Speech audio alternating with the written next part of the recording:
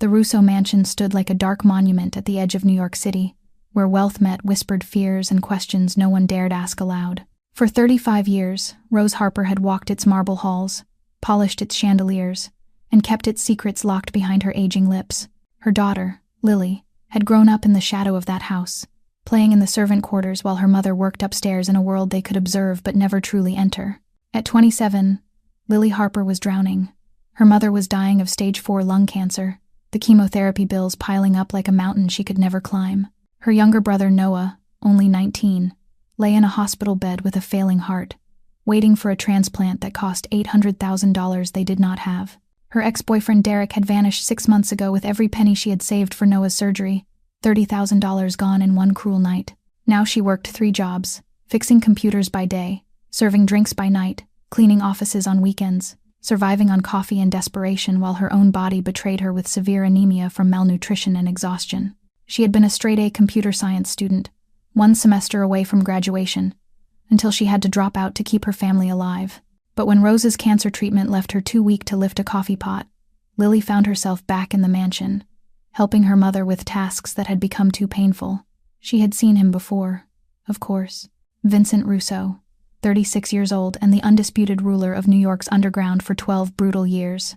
They called him the Devil of New York, a name he had earned in blood. He had inherited the family empire at 24 when his father was assassinated, and in 12 years, he had expanded it beyond anything the old guard had imagined possible. A faded scar ran along his left jaw, a reminder of the assassination attempt he had survived at 25, the same year he had buried 37 men who had tried to kill him. His name alone made hardened men cross the street. Entire rival families had simply disappeared after challenging him. His eyes were gray and cold as steel, his presence so commanding that rooms seemed to shrink when he entered. But to Lily, he had always been just the son of the house, polite when they crossed paths, distant, untouchable. That morning, Rose had asked her to bring coffee to the study at 5 in the morning because Mr. Vincent had been working all night again. He gets focused and forgets the world exists, her mother had whispered, wincing as she stirred soup in the industrial kitchen. Just leave it on the desk and come right back down. Lily balanced the silver tray carefully as she climbed the sweeping staircase, her worn sneakers silent on marble that cost more than everything she owned. The study door was ajar, and she could hear the frustration in his voice before she even entered. This satisfying piece of junk. Vincent was standing behind his desk, glaring at a laptop that he had deliberately disabled just moments before she entered. He was in shirt sleeves rolled up to reveal strong forearms, his tailored jacket discarded over a chair, his dark hair disheveled from running his hands through it in frustration. Even angry, even exhausted, he was devastating. Sharp jawline covered in neat stubble, that scar adding danger to beauty. Gray eyes that could strip a person bare with a single glance. The kind of presence that made you forget how to breathe. Like and subscribe if you want to see how love can save even the devil himself.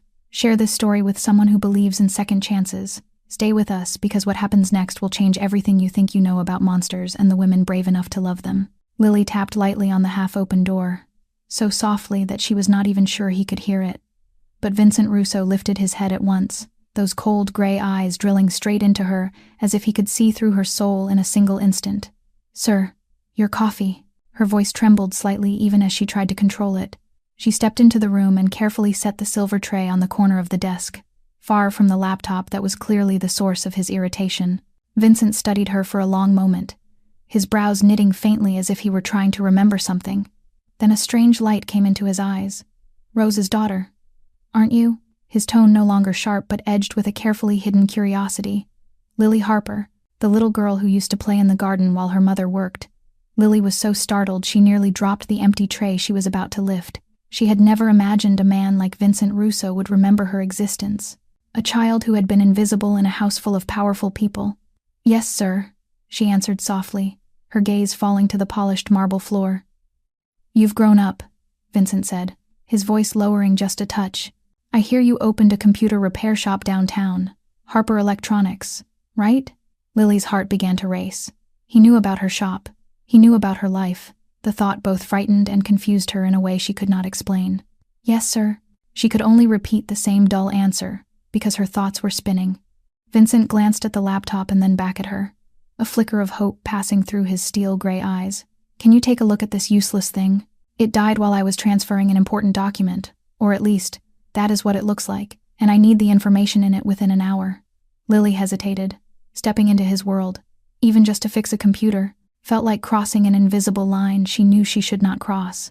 But then she thought of her mother's hospital bills. Of Noah lying there waiting to die in his hospital bed. Of 3 jobs that still were not enough to pay even 1/10 of the surgery costs. She had no right to refuse any chance to earn money. "I can try, sir." Vincent nodded and stepped aside. Giving her space to sit in the leather chair behind the desk, Lily sat down and immediately felt the warmth his body had left behind in the soft leather. The faint scent of expensive cologne lingered in the air. Sandalwood, mixed with something darker and more dangerous, much like the man himself. She forced herself to focus on the laptop, her fingers trembling slightly as she began to type diagnostic commands. A boot sector error, probably caused by an abrupt shutdown. She had seen this hundreds of times before, but never with a Mafia boss standing right behind her. Vincent did not sit down or walk away. He remained standing close behind her, so close she could feel the warmth of his breath brushing lightly against the back of her neck. With every key she pressed, she was acutely aware of his overwhelming presence, like an invisible firewall at her back. "You're very good," Vincent said, his voice closer than she had expected, low and smooth like velvet. Lily swallowed, her throat dry. "I've been fixing computers since I was 12, sir. My mother couldn't afford a new one when the old one broke, so I had to teach myself how to fix it." She did not know why she was telling him this. Maybe because the silence was too heavy. Maybe because she needed to say something to keep from going mad with tension. "Self-taught," Vincent repeated, and there was something like respect in his voice. "I like people who lift themselves up." The laptop screen flickered to life, and Lily let out a quiet breath of relief when she saw the operating system begin to load. She had fixed it. But just as she turned back to tell him the good news, a folder opened automatically on the screen, and her eyes fell on images she knew she was never meant to see. The images that appeared before Lily's eyes struck her like an electric shock running down her spine. Vincent Russo in different poses, some without a shirt, some in minimal clothing, all artistic yet unmistakably private, the kind meant only for the eyes of someone special. His solid chest marked by faint scars that told stories of violence and survival. His abdomen carved like marble, the sharp line of his hip bones fading into a suggestive shadow. Lily felt her face burn as if someone had lit a fire beneath her skin. She hurriedly reached for the trackpad to close the folder, but her fingers were shaking so badly that she pressed the wrong thing and opened another image instead of closing it. "No, no, no," she whispered in panic, her heart pounding as if it would burst from her chest. Her fingers slid over the trackpad as if it were coated in oil, and every time she tried to close the folder, she accidentally opened something else. Cold sweat broke out on her forehead. She wanted to stand up and run out of the room, out of the mansion, out of this miserable life, but her feet felt nailed to the floor. "Katinha," Vincent's voice came from right behind her, low and dangerous like the growl of a hunting panther. "Do you like what you see?" Lily nearly fell out of the chair as she turned to face him. Vincent was standing right behind her, close enough that she could count the short stubble on his chin, close enough to see tiny flecks of gold in his seemingly cold gray eyes. He leaned against the edge of the desk with his arms crossed over his chest, a half-smile playing on his thin lips, both dangerous and fatally alluring. I didn't mean to. It opened by itself when Lily stammered, her tongue tied in knots. Her face felt so hot she thought she could cook an egg on it. She wanted the ground to split open and swallow her whole. "I'm sorry, sir. I'll leave right away." She tried to stand, but Vincent stepped closer, his presence like an invisible wall blocking any thought of escape. He did not touch her. He did not need to. Simply standing there and looking at her with those deep gray eyes was enough to freeze her in place.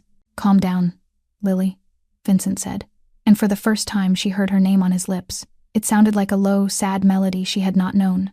She had been longing to hear for a long time. "I'm not angry." She looked up at him, so surprised she forgot the shame burning through her. Not angry. She had just seen his most private images. Images certainly not meant for the eyes of someone like her. Vincent gave a soft laugh, and that smile transformed his face. It made him look younger, gentler, more human. "Actually, I should thank you," Vincent said, lowering his voice as if sharing a secret.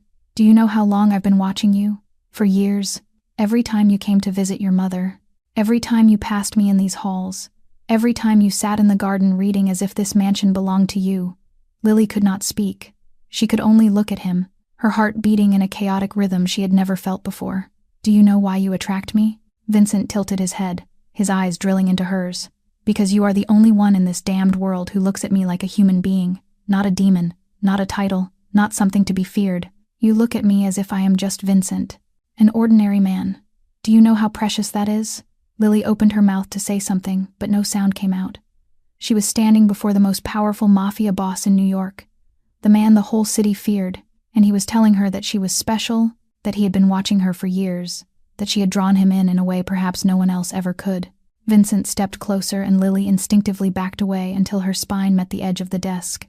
She was trapped not by force or threat, but by his overwhelming presence, by the seductive scent of his cologne wrapping around her, by the gray eyes that looked at her as if she were the most precious thing he had ever seen. "You know something, Lily," Vincent said, his voice sinking into a whisper in the dark. 12 years I have sat on top of this underworld. 12 years. They have called me the Devil of New York. People bow before me, tremble before me, obey my every command. But do you know how I feel? Alone? The word fell from his lips like a heavy stone, and Lily could see the cold curtain part for just a moment, revealing something fragile and aching beneath. "I live in this mansion with hundreds of servants, dozens of guards, countless people willing to die for me, but not one of them speaks to me like a human being. They fear me, they hate me, they want something from me. None of them looks at me the way you are looking at me now." Vincent lifted his hand, and Lily held her breath as his fingers brushed her cheek. Only a touch as light as a butterfly's wing, but it sent a current through her body, making her tremble from head to toe. His hand was warm and rough, the hand of a man who had done terrible things, yet now touched her with a gentleness she had never imagined he possessed. "You are not afraid of me," Vincent whispered, his thumb gliding lightly along her cheekbone. "Even now, when you know who I am, when you know what I have done, you do not tremble like the others. Why should I be afraid?" Lily heard her own voice answer, weak and breathless. "Will you kill me just because I saw a few photographs?" "No," Vincent said, and something in his eyes softened. "I would never harm you." The distance between them closed. Lily could feel his breath on her lips. It could see tiny threads of silver in his dark hair, could hear her own heart screaming in her ears. She knew she should step back, should run, should remember that he was a Mafia boss and she was only a servant's daughter.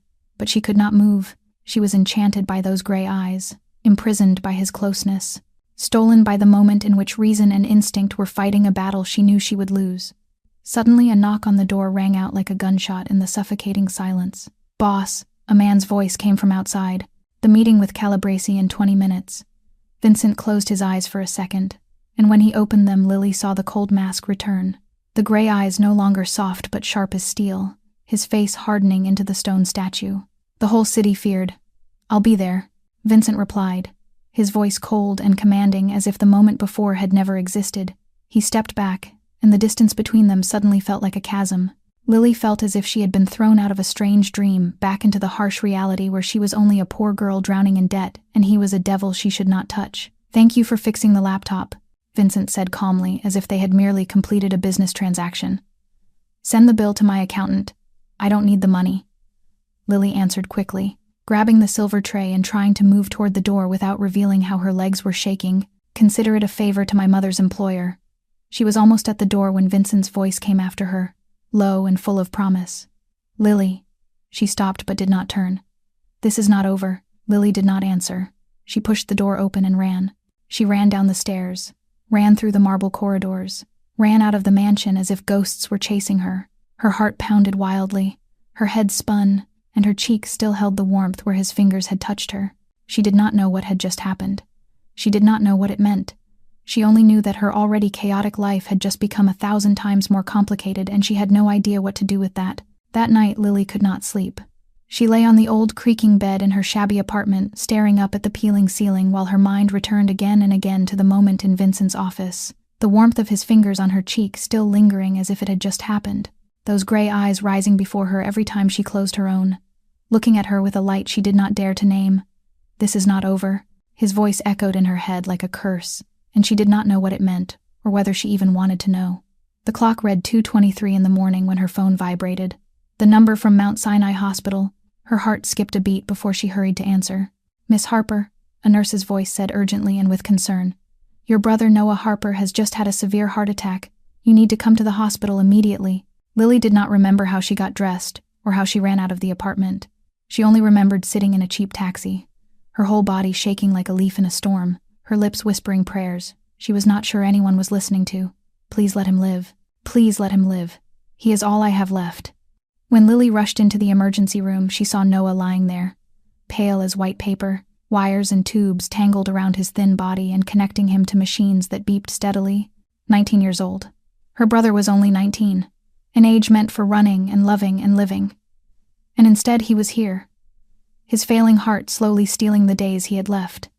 "Noah," Lily whispered, tears streaming down her face as she took his cold hand. "I am here. I am here." Dr. Wells appeared behind her, her face serious and exhausted. She had followed Noah's case for 2 years, had watched him weaken day by day, and had done everything she could within the limits of their meager insurance. "Miss Harper, we need to talk," Dr. Wells said gently but heavily. Lily followed her into the hallway, her feet feeling as if they were walking on clouds. "Noah's condition has become far more serious than we expected," Dr. Wells said, looking straight into Lily's eyes. "His heart is failing rapidly. He needs a heart transplant within 2 weeks, or I am afraid we will lose him." 2 weeks, Lily repeated as if her voice came from far away. "How much will it cost?" $800,000, Dr. Wells answered, and something like pain crossed her eyes. "That includes the surgery, finding a suitable donor, and post-operative care. I know it is a great deal of money, but without this operation Noah will not survive." $800,000. The number rang in Lily's head like a death bell. She earned less than $2,000 a month from 3 jobs combined. She had lost $30,000 in savings because of Derek. Her mother was in the hospital with cancer, and unpaid bills were piling up. $800,000 might as well have been $800 million for her now. Lily did not know when she had sunk down onto the cold hospital floor. She only knew her knees hit the tiles, and her tears burst free like a broken dam. She cried without sound, her shoulders shaking, her heart shattering into a million pieces. She had done everything she could. She had given up school, her future, her dreams. She had worked until she was exhausted, until her body collapsed from anemia. And still it was not enough. It was never enough. "Lily." Noah's weak voice came from behind her. Lily lifted her head and saw her brother standing in the doorway of his room. One hand braced against the frame, his face pale, but his eyes lit with his familiar smile. "I heard everything," Noah said, his voice breaking as he moved slowly toward her and sat beside her on the cold floor. "Please do not cry. You have sacrificed too much already. If my fate ends here, then let me go. Do not destroy yourself any further because of me." Lily pulled him into her arms and sobbed into the shoulder of the 19-year-old boy who was slowly dying in her embrace. She could not lose him.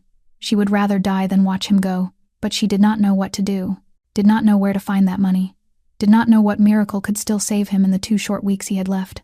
Lily had not slept at all through the night. She sat beside Noah's bed until dawn broke, and then had to leave in order to open the shop, because she could not afford to lose even the smallest source of income. Her eyes were swollen from crying, her face pale from exhaustion and anemia, yet she had to go on.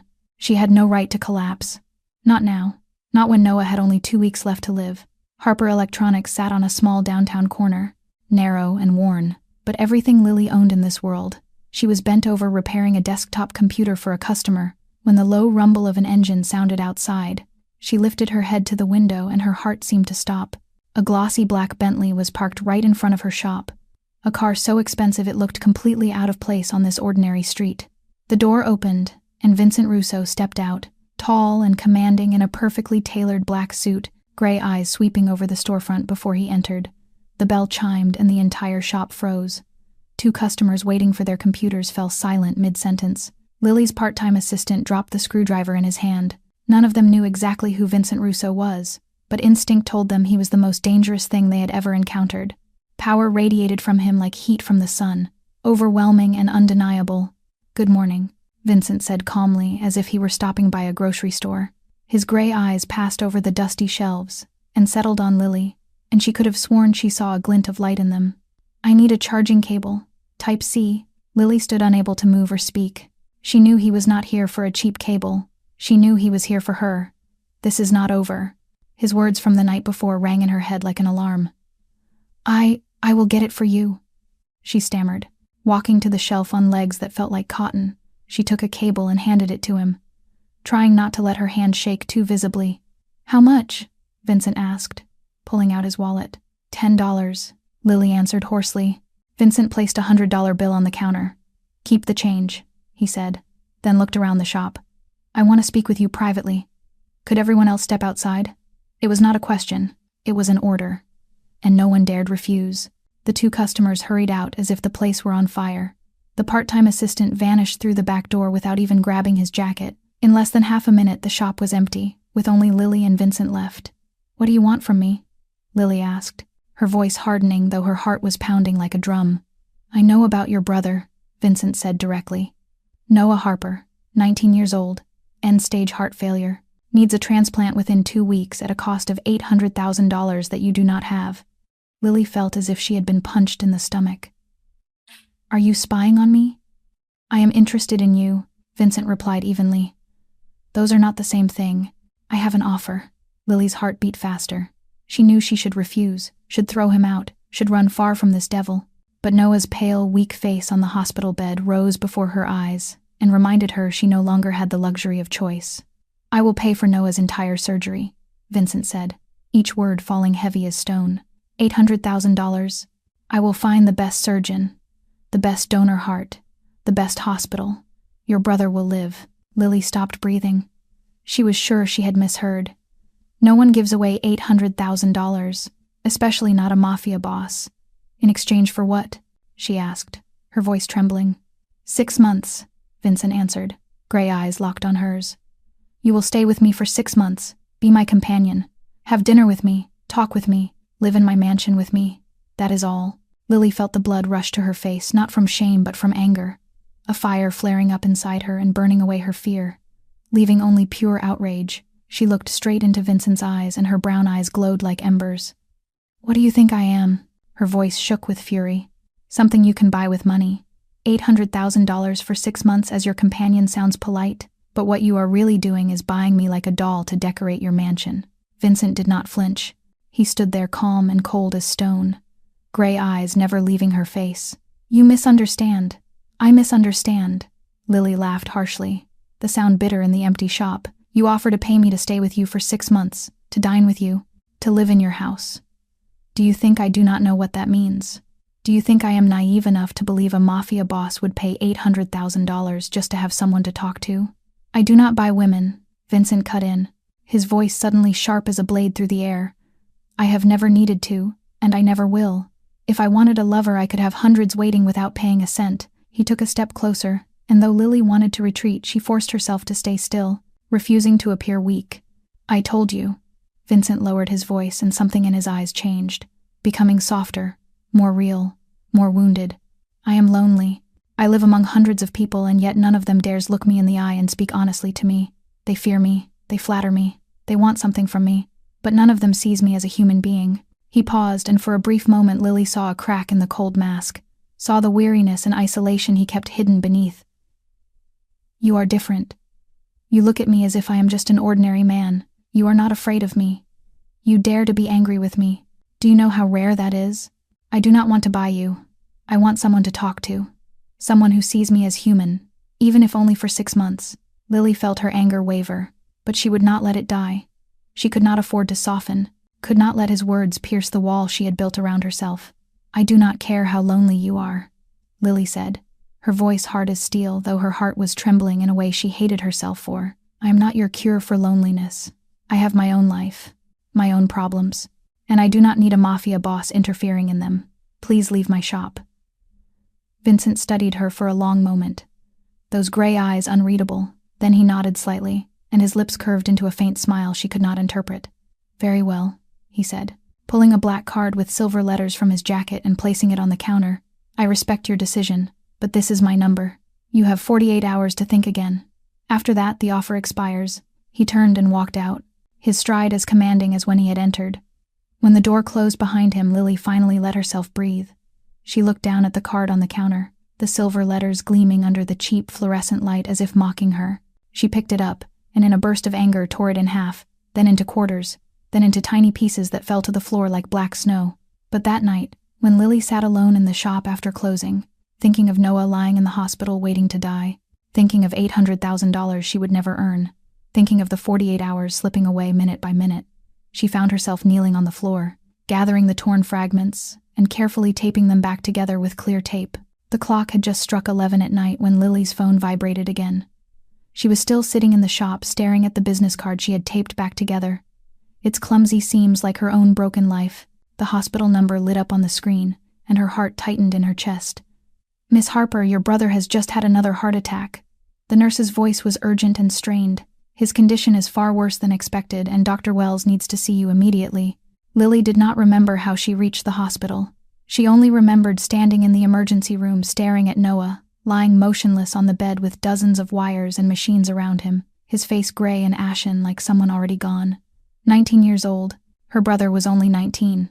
Dr. Wells drew her aside, her face heavier than ever. "I am very sorry to say this, Miss Harper," she said, tired and pained. "Noah's condition has deteriorated severely after tonight's attack. We no longer have 2 weeks. We have only 1 week, at most 10 days. If there is no donor heart in that time, he will not survive." 1 week. Lily felt as if the air had been pulled from her lungs. 1 week to find $800,000. 1 week to find a miracle. 1 week before her brother died. She walked into Noah's room like a ghost and sat on the hard plastic chair beside his bed. Noah was sleeping, or perhaps unconscious, his pale face under the cold fluorescent light. She looked at him, and memories flooded her. She remembered the day he was born. A tiny baby with wide eyes and a weak cry. The doctors saying he had been born with a heart defect and might not live long. And Lily, only 8 years old, taking his tiny hand and swearing she would protect him and never let anything happen to him. She remembered the nights she stayed awake when he struggled to breathe, the mornings she skipped breakfast to save money for his medicine, the times she fought neighborhood children who mocked her weak brother. She remembered the promise she made to their father before he left, that she would take care of Noah and never let him lack anything, and she had failed. She had failed terribly. Her phone vibrated again, and her mother's number appeared. Lily hesitated, then answered. "My child." Rose's weak, sobbing voice came through the line. "I heard Noah had another attack. I am sorry. I am so sorry. I am a useless mother. I cannot help you. I just lie here waiting to die while you carry everything alone." "Mama, please do not say that," Lily whispered, through tears she could not stop. "It is not your fault." But Rose kept crying, the sound of a mother watching her child fade away without power to stop it. Lily struggled to comfort her while she herself was breaking apart. When the call ended, Lily sat in the darkness, watching Noah's shallow breaths, listening to the steady monitor beeping like a countdown of his remaining time. 1 week. She took out the taped card, the fragments forming the name Vincent Russo and his number. She stared at it until her eyes blurred with tears. She had sworn never to sell herself. She had sworn never to let a mafia boss control her life. But she had also sworn to protect her brother at any cost. And when the two vows collided, Lily knew which one mattered more. She looked at Noah one last time and then lifted the phone and began to dial. The Russo mansion rose before Lily like a dark beast, waiting to swallow her in the pale light of dawn. She stood before the massive iron gates with her heart pounding, her hand gripping her worn handbag that held a few changes of clothes and the business card she had taped back together. She had called Vincent at 3 a.m. with a trembling voice to say she accepted his offer, and he had shown no surprise or triumph, only told her to come to the mansion at 6, and they would discuss the details. Now she was here, ready to sell 6 months of her life for her brother's survival. The gates opened, and a middle-aged man in a black suit came to greet her. "Miss Harper," he said politely and without warmth. "Mr. Russo is expecting you. Please follow me." Lily crossed the threshold, feeling as if she were entering another world. A world of power and secrets she would never belong to. She was led through the familiar marble corridors her mother had walked for 35 years. But this time, she was not a maid's daughter visiting her mother. This time she was the commodity being delivered to the master. Vincent was waiting in his office by the window overlooking the garden, his silhouette dark against the brightening sky.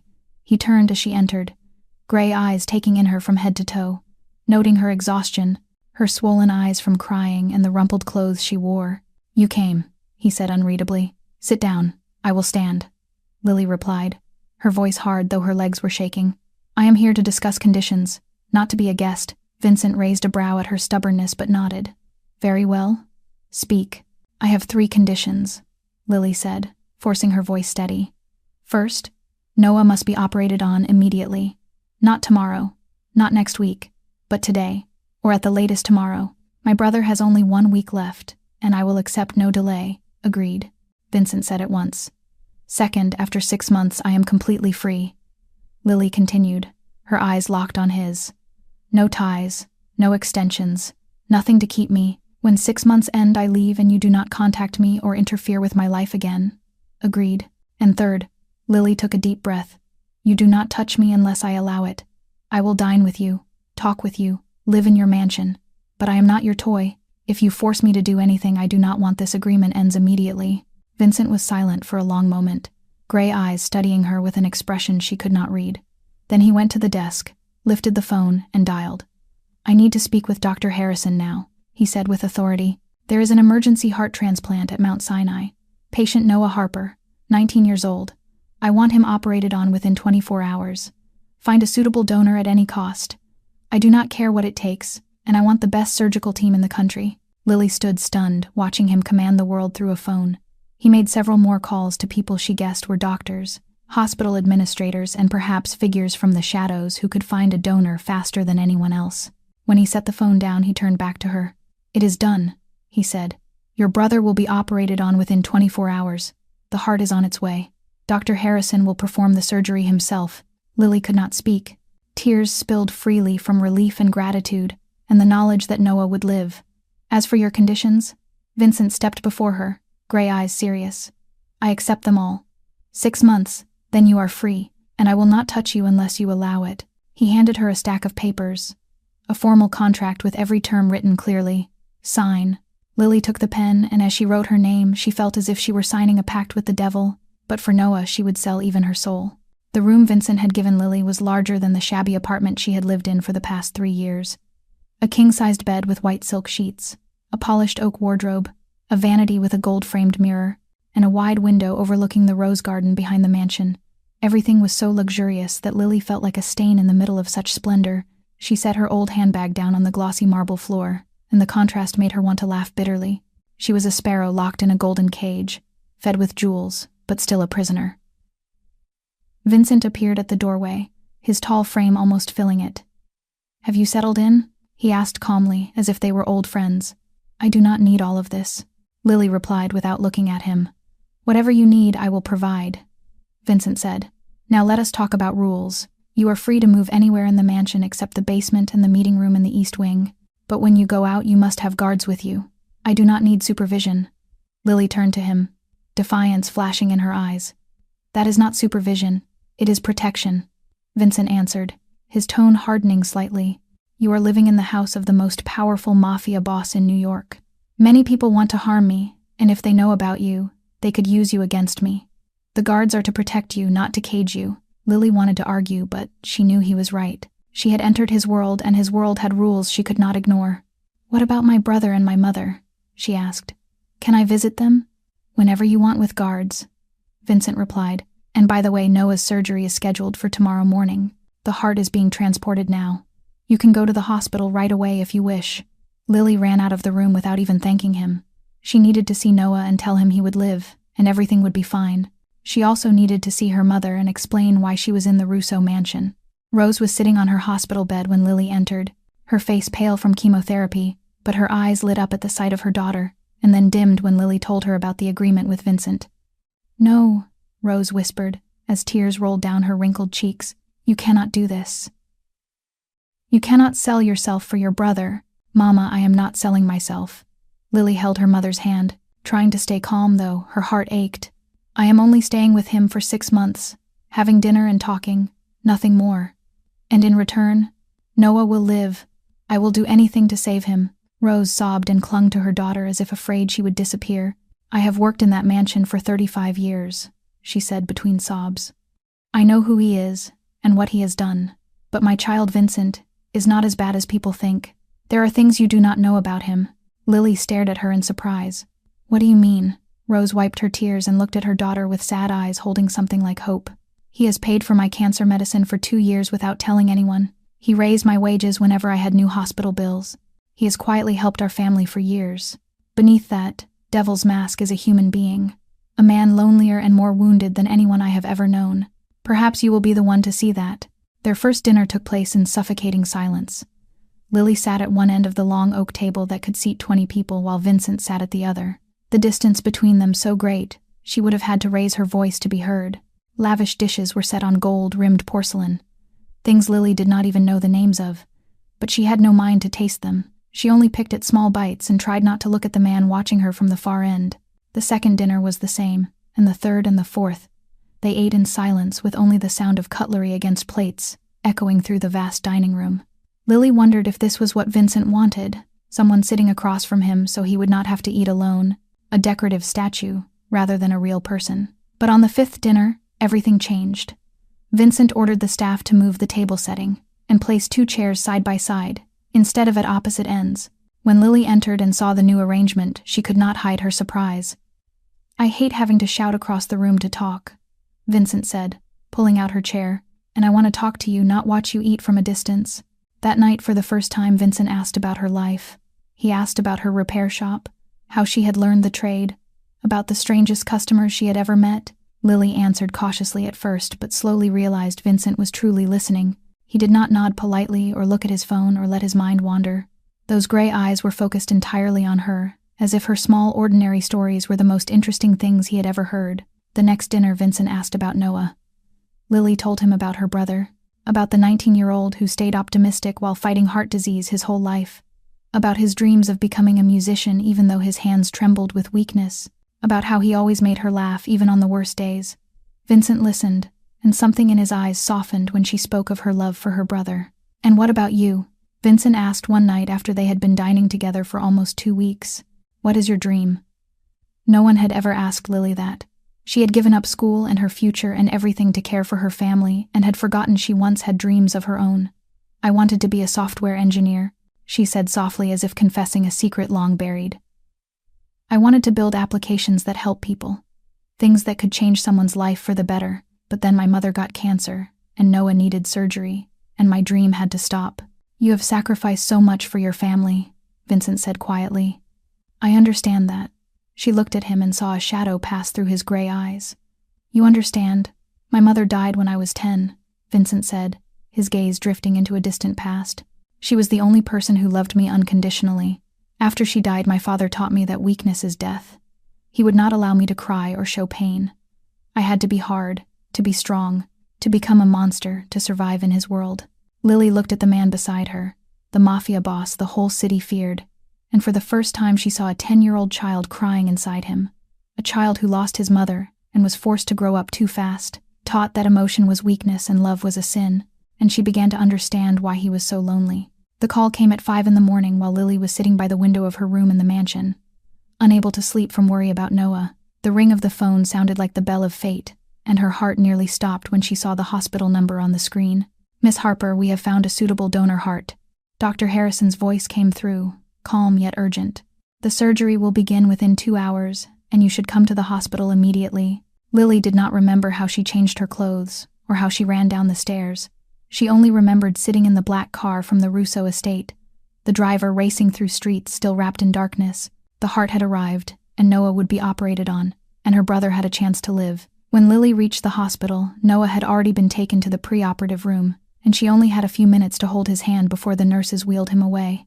"Sister, do not worry." Noah smiled weakly, his face pale but his eyes still bright with that familiar optimism. "I will be fine, and when I wake up you have to tell me about your new life." The operating room doors closed, and Lily began the longest wait of her life. She sat on the cold plastic chairs in the corridor, staring at the red light above the theater and praying to anyone who might listen. 1 hour passed, and then 2, and then 3. Lily did not eat or drink, and never took her eyes from the door. By the 6th hour she was trembling, and she did not know if it was from cold or fear. By the 9th hour she could hardly breathe. 10 hours and 11, and the doors were still closed. She did not know that at the far end of the corridor, a man was standing in the shadows watching her. Vincent Russo had arrived at the hospital without her knowing, leaning against the wall with his gray eyes never leaving the small figure curled on the waiting bench. He did not come closer, and he did not speak. He simply stood there and waited with her in silence. After 12 hours, the operating room doors finally opened, and Dr. Harrison stepped out, his face tired but smiling. "The surgery was successful," he said, and the words rang in Lily's ears like bells from heaven. "The new heart is working well, and he will need time to recover, but he will live. Miss Harper, your brother will live." Lily could not hold back anymore, and she burst into tears in the middle of the corridor, her body shaking with happiness and relief because her brother would live. Noah would live. 2 weeks later, Noah was strong enough to be awake and talk. When Lily entered his room, she saw him propped against the pillows, his face still pale, but with a hint of color returning to his cheeks. His eyes lit up at the sight of her, and his familiar smile appeared. "Sister Lily, you look so beautiful," he said, his voice still weak but cheerful. "Do you have a new boyfriend, that you look so radiant?" Lily blushed and did not know how to answer. She glanced toward the window and saw Vincent standing in the hallway outside, gray eyes watching the room with an expression she could not read. Had he come to visit Noah, and had he been watching her all this time without her knowing? Their eyes met through the glass, and for the first time since signing that contract, Lily did not look at Vincent with resentment or fear. She looked at him with true gratitude, a gratitude so deep she could not put it into words. He had saved her brother, and he had given her the miracle she never believed she would have. After Noah's surgery, something shifted between Lily and Vincent. The invisible wall that had kept them apart began to crack, and through those cracks, Lily slowly started to see the real man behind the devil's mask. One evening, while Lily was sitting alone in the mansion's large kitchen, Vincent appeared, not in his usual suit but in a rolled-sleeve black shirt and trousers, looking more ordinary and more human. "Do you know how to cook?" he asked, his voice carrying something Lily could not quite name. "I can cook simple things," she replied, surprised. "Good." Vincent opened the refrigerator and took out eggs, bacon, cheese, and a packet of pasta, and said he would teach her to make carbonara, a dish his mother used to make for him when he was a child. Lily stood beside him, listening as he guided her step by step, his voice softening as he spoke about the recipe as if every ingredient carried a memory. He showed her how to beat the eggs with cheese to the right texture, how to fry the bacon until crisp but not burned, how to toss the pasta so the sauce coated every strand. When Lily accidentally spilled the bowl of cheese and gasped, Vincent laughed, not the cold, mocking laugh she knew, but a real warm one that lit his gray eyes and drew small lines at their corners, and Lily stood there stunned, realizing it was the first time she had ever seen Vincent Russo laugh like a normal man. From that night they began to talk more, not only at dinner, but in quiet moments through the day. Vincent asked what she liked to read, and Lily was surprised to learn he had a private library with thousands of books. They argued about classic novels, about films they both loved, about music and art, and Lily discovered a sharp mind and wide knowledge he rarely showed. He was not only a crime lord, but a devoted reader, a lover of classical music, a man who could quote Shakespeare and Dante with ease. One late night when Lily could not sleep and wandered the mansion, she saw Vincent in the garden sitting on a stone bench beneath an old oak tree, his head bowed and something small in his hand. She knew she should turn away, but something drew her closer. He did not look up as she approached, as if he already knew she was there. "You cannot sleep either," he said, his voice low and tired. "Neither can you." Lily sat beside him, and this time he did not object. He was holding an old photograph faded with time, of a girl about 12 or 13, with long black hair and a sun-bright smile. "This is Sophia," Vincent said, his voice coming from far away. "My sister." Lily was silent, feeling the pain in every word. "She was kidnapped when I was 16, Vincent went on. "The kidnappers demanded ransom, but my father refused. He said paying once meant paying again and again," he said, showing weakness invited enemies. "He let my sister die to protect the Russo family's pride." Tears filled Lily's eyes as she imagined his loss. Losing his mother at 10, losing his sister at 16, and being forced to become a monster to survive his father's world. "I found Sophia's body in a dark alley in Brooklyn," Vincent said, his hand trembling around the photograph. "I swore over her body I would never be weak again, that I would become something everyone feared so no one would ever dare touch those I loved. But I was wrong, Lily. I turned myself into a monster and now there is no one left for me to love." Vincent was silent for a long moment, the moonlight falling across his face and bringing out the faint scar along his jaw and the lines of pain he usually hid behind his cold mask. When he spoke again, his voice was like a whisper, from the deepest part of his soul. "I found Sophia in the alley behind an abandoned factory in southern Brooklyn," he said, each word like a blade cutting into a wound that had never healed. "They did not bother to hide her body. They wanted to send a message to my father, that this was the price of arrogance. Sophia was only 13. Lily, she was still wearing the flowered dress I had bought her for her birthday the week before. I held her body all night in that filthy alley, and I swore I would never let it happen again. I would become so strong that no one would ever dare touch the people I loved." Lily felt her heart breaking as she listened. She looked at Vincent, the man the city feared, and for the first time she truly understood how he had become what he was. He had not been born a devil. He had been shaped by tragedy, by loss, by a pain no 16-year-old should ever have to carry. He built his empire not from greed or ambition, but because he never wanted to feel that helpless again. "I kept my vow," Vincent went on bitterly. "I became what people feared. I built this empire on blood and tears. I made all of New York bow. But do you know something, Lily? I have never been happy. I have never had a single night of peaceful sleep without seeing Sophia's face in my nightmares. I have everything and yet I have nothing. Until I met you." Lily lifted her head, her heart beating faster at his confession. "You are the first person in 20 years who has made me want to be better." Vincent turned to her, and in the moonlight his gray eyes were no longer cold but held a light she had never seen before. "You look at me and you do not see the devil of New York. You see Vincent. Just Vincent. Do you know what that means to me?" I had forgotten what it felt like to be seen as a human being instead of a monster. Lily raised her hand and touched his cheek, and she felt him shiver slightly beneath her fingers. "You do not need to become someone else. Vincent," she said, calling him by his name without a title for the first time.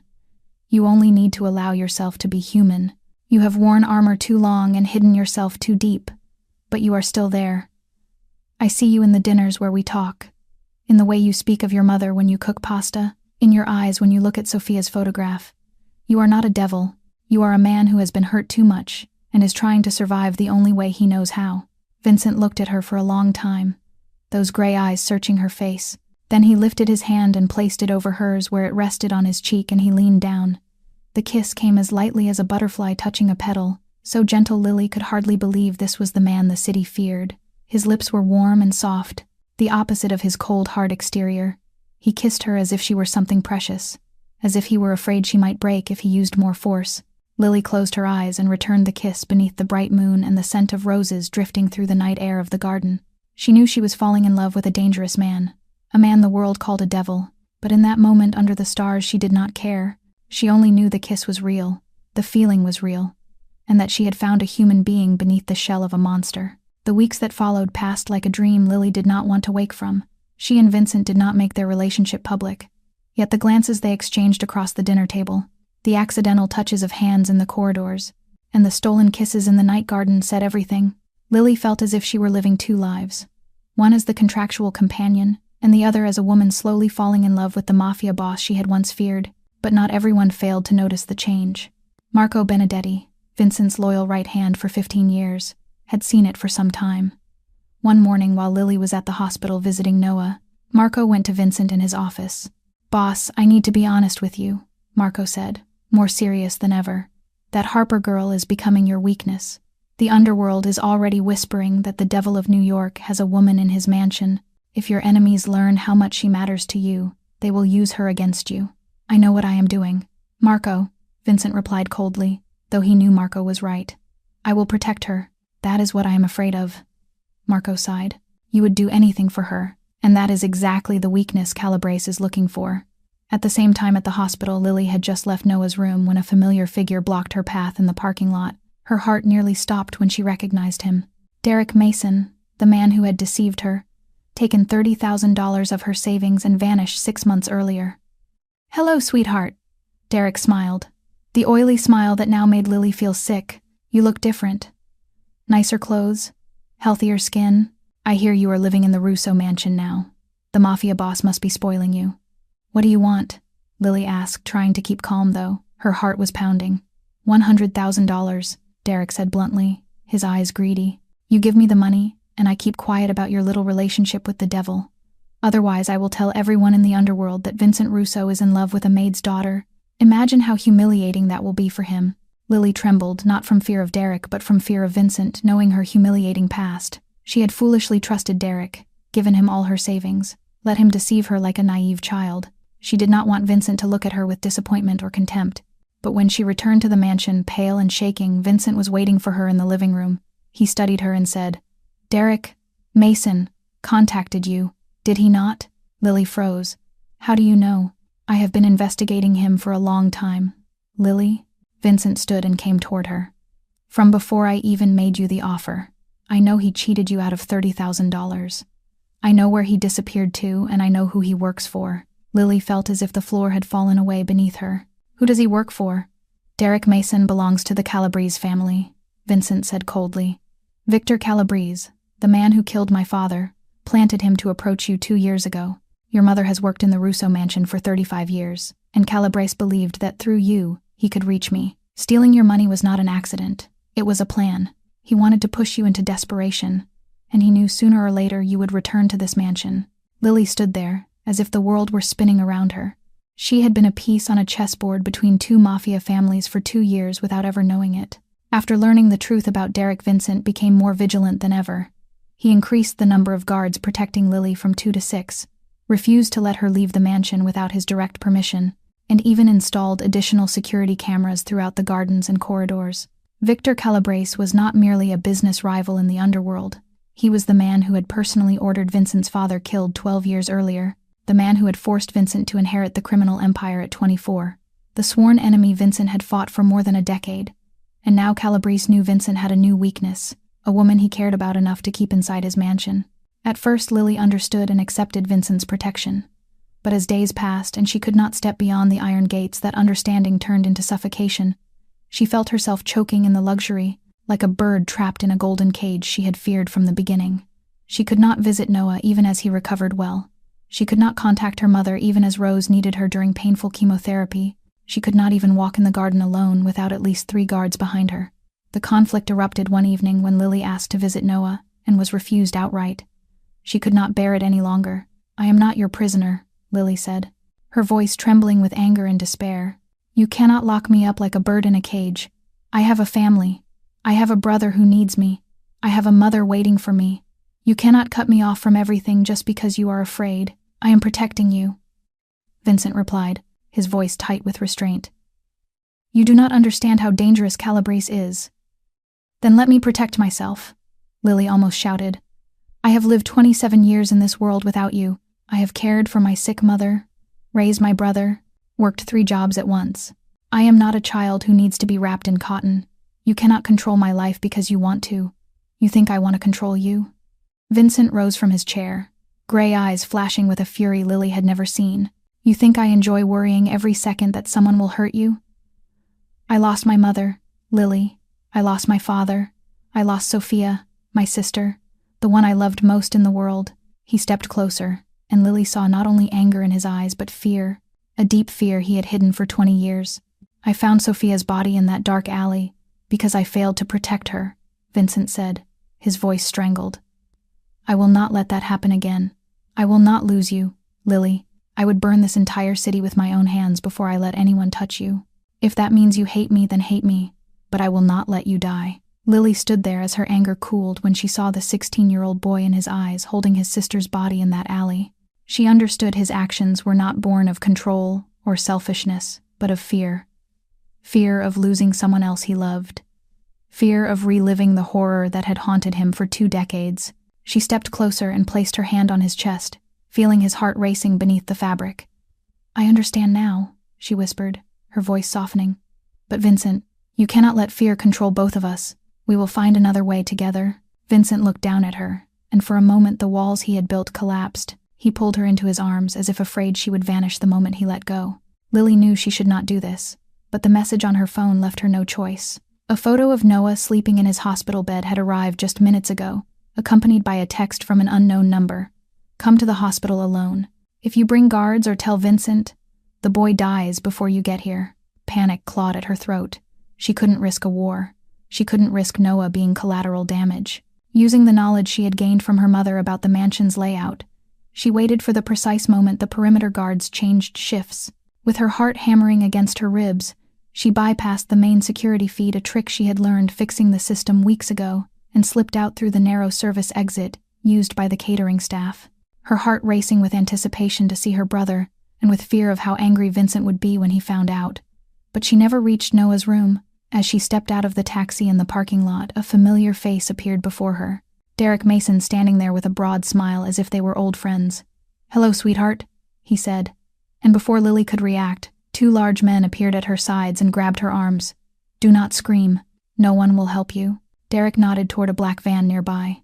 "Someone really wants to see you." Lily struggled, but the hands held her like iron. Something was pressed over her mouth, and the world faded as a strange scent filled her senses. When Lily woke, she found herself tied to a chair in an abandoned warehouse. Darkness all around, broken only by a few dim yellow lights hanging from the ceiling. The air smelled of damp and rust, and she could hear water dripping somewhere in the shadows. Her wrists ached from the ropes, and her head swam from what they had given her. Finally awake, a voice came from the dark, and a man stepped into the light. He looked about 45, his hair neatly streaked with gray, dressed in an expensive suit as if at a party rather than in a dirty warehouse. But his eyes were cold and his smile made Lily shiver. "Allow me to introduce myself," he said as he poured a drink. "Victor Calabrese. I believe you have heard my name." Lily felt her blood turn cold. This was the man who had ordered Vincent's father killed, the man tied to Sophia's death, the enemy Vincent had fought for 12 years. So the devil of New York finally has a weakness. Victor smiled and moved closer. "I have waited a long time for this. Vincent Russo, who never cared about anyone now, keeps a girl in his mansion like a treasure. You must be very special." "I know nothing about Vincent's business," Lily said, forcing her voice steady. "I am just an ordinary person." "Oh, I know exactly who you are," Victor said calmly.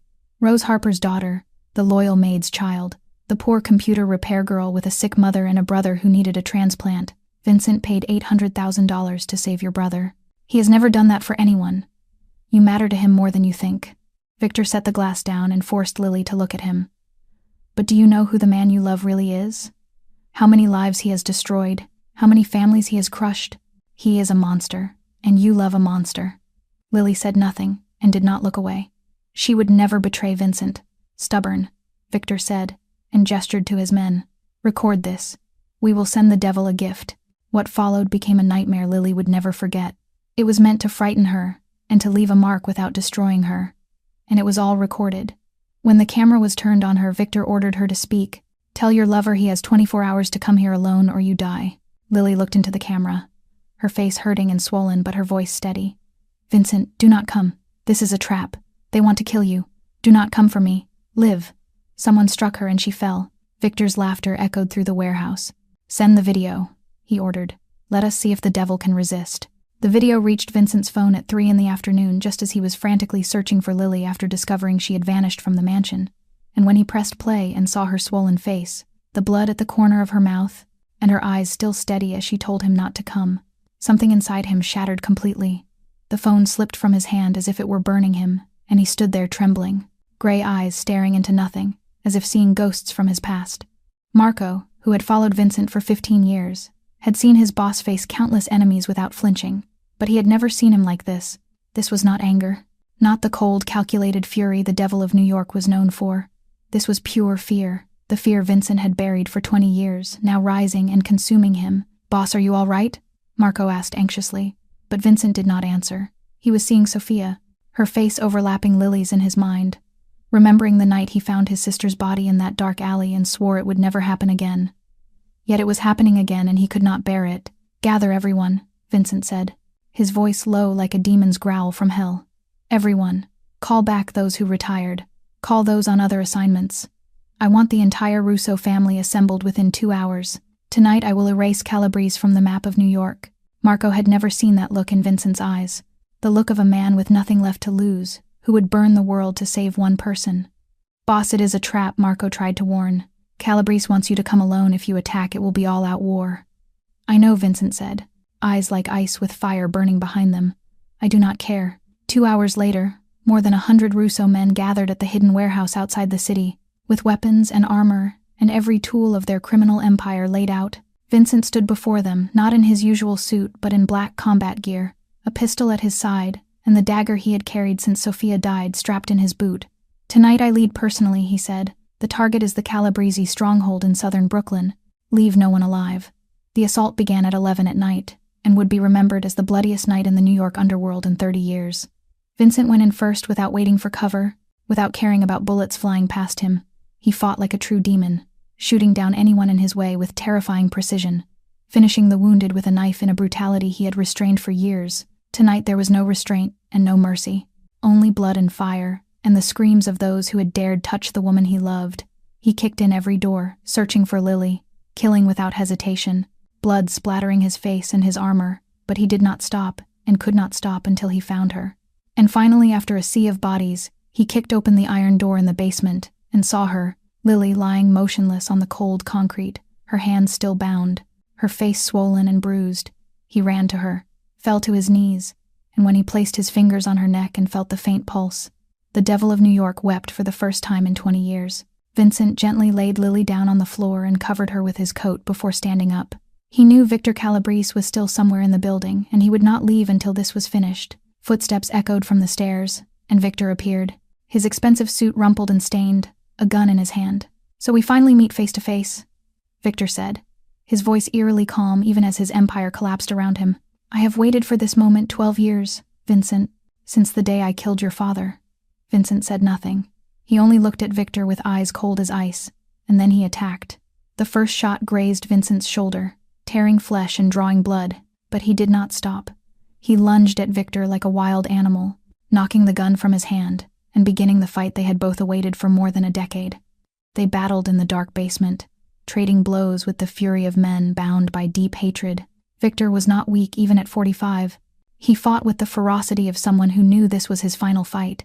One of Victor's strikes staggered Vincent, and blood ran down from a cut on his forehead into his eyes. But Vincent was used to pain, used to blood, used to fighting when his body was already exhausted. He pushed through and kept attacking, every blow carrying 20 years of hatred. The memory of Sophia, the image of Lily lying motionless on the floor. At last, Vincent seized Victor by the collar and drove him to the ground. He drew the dagger from his boot, the blade he had carried since the day he found his sister, and pressed it to Victor's throat. Blood from Vincent's wounded shoulder dripped onto his enemy's face, but the hand holding the knife did not tremble. "You are finished, Victor," Vincent said, his voice hoarse with exhaustion and pain. "You took my father. You indirectly killed my sister. You touched the woman I love. Now you will die." Victor smiled even with the blade at his skin. "Do it, Vincent. Prove you really are the devil they call you. Prove you are no different from me." Vincent tightened his grip, every muscle screaming for vengeance. But in that instant, a weak voice came from behind him. "Vincent, do not." He turned and saw Lily struggling to sit up, her face pale and bruised but her eyes fixed on him and pleading. "If you kill him, you will be the devil forever in the eyes of the world," she said, each word falling like a tear. "You will be trapped forever in blood and hatred. I do not want to lose you to the darkness. Please do not become what he wants you to be." Vincent looked at Lily, then down at Victor, the knife still at his enemy's throat.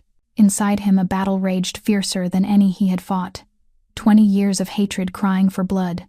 But Lily's eyes held trust and hope and love he did not deserve yet wanted more than anything. He remembered her words in the garden. "You do not need to become someone else. Only allow yourself to be human." Vincent closed his eyes for a second, and when he opened them, he lowered the knife. He stood, stepped back from Victor and took out his phone. "Marco, call the federal police," he said wearily. "I have Victor Calabrese here alive with enough evidence to put him away for life." Victor stared at him in disbelief. "You are not killing me." "I was going to," Vincent replied, then looked at Lily. "But she gave me something more valuable than revenge. She gave me a chance to begin again, to be better, and I will not waste it by staining my hands with your blood." 1 month after that blood-soaked night, Vincent Russo stood before the council of the most powerful figures in the New York underworld and announced something no one had expected. "I am stepping down," he said calmly but decisively. "Marco Benedetti will take over all operations of the Russo family from today." The room fell into stunned silence, because no one could believe that the devil of New York, the man who had ruled with iron and blood for 12 years, would walk away from everything. But Vincent had decided, and when he decided something, nothing could change it. He had fought long enough, lost enough, and now he wanted to live instead of merely exist. Lily waited for him outside the meeting room and took his hand as he stepped out, and they said nothing, only looked at each other and smiled because they knew a new life was waiting for them. 2 weeks later, they left New York in a simple car, with no convoy and no guards behind them. Just 2 people searching for the peace they deserved. Their destination was a small coastal town in Maine, where no one knew the name, Vincent Russo, or the legend of the Devil of New York. 3 years passed like a gentle dream. They bought a small house facing the sea with a garden full of flowers and a wide porch, where they could watch the sunset every evening. Vincent, the man who once controlled a criminal empire, now learned how to garden, how to cook simple meals, how to live an ordinary life he had never known. And what made Lily happiest was seeing him smile, not the cold smile of a Mafia boss, but the smile of a man who had found peace within himself. 1 year after arriving in Maine, Vincent opened a free computer repair class for disadvantaged teenagers in town, children like he once was, standing at a crossroads between light and darkness, needing someone to show them another path. He taught them not only about computers but about life, about choices, about the fact that it is never too late to change. And every time he saw their eyes light up with understanding, he felt as if he were slowly redeeming his past, Noah, Lily's brother, recovered completely from the heart transplant.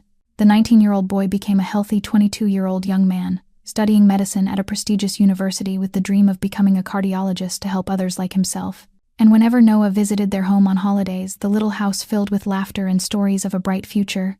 Rose Harper passed away peacefully in the spring of the second year after the cancer finally took her. But she left with a smile, knowing her daughter was happy and her son was healthy, and that her hard life had not been in vain. Lily cried deeply when her mother died, but she knew Rose was finally free from pain and in a better place. Now, 3 years after all those events, Lily was carrying their first child.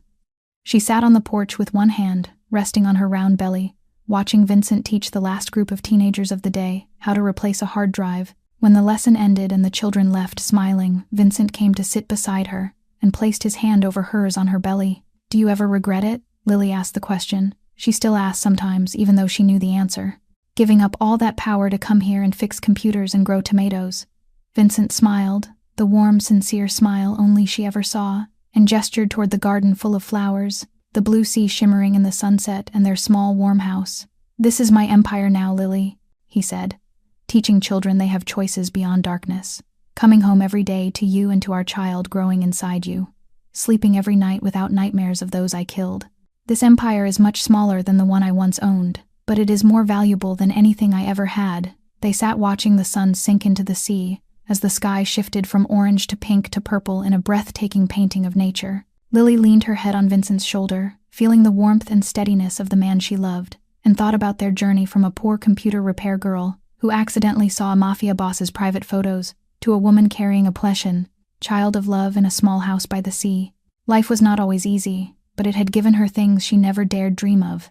And Vincent, the man the world called the devil, had proven that even in the deepest darkness, there can be light, that it is never too late to change, and that love can redeem even souls that seem lost. This story leaves us with a profound lesson, that everyone has the capacity to change if they are loved and believed in. The past does not define us. Our choices today define who we become. And sometimes true strength is not in power or money, but in daring to let go of everything. To live a meaningful life, beside those we love. Thank you for following this story to the very end. If it touched your heart, please like and share this video with those you care about, and do not forget to subscribe to our channel so you do not miss more heartfelt stories. We would love to hear how this story made you feel and whether it reminded you of something in your own life, so please share in the comments below. Wishing all of you good health, a joyful life, and peaceful days ahead. Goodbye, and see you again in the next video.